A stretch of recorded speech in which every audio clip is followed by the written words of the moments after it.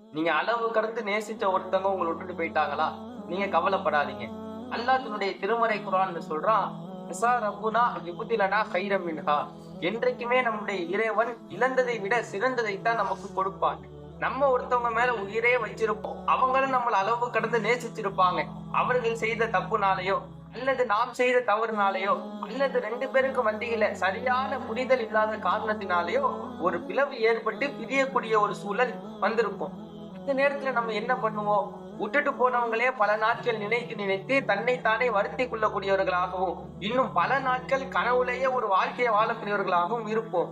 ஆனா நம்ம யாரை நினைச்சு கவலைப்படுறோமோ அவங்க 100% ஒழுங்கானவங்க நம்மளால சொல்லிட முடியாது, நல்லவங்கன்னு நம்மளால சொல்லிட முடியாது. அப்படி நல்லவங்கன்னு சொன்னா அவங்க நம்மளுடைய உணர்ச்சிகளை புரிஞ்சுக்காம நம்ம விட்டுட்டு போக வேண்டும். அல்லாஹ் தன்னுடைய திருமறை குர்ஆன்ல சொல்றான், அஸா அன் துஹிப்பு ஷைஅன்.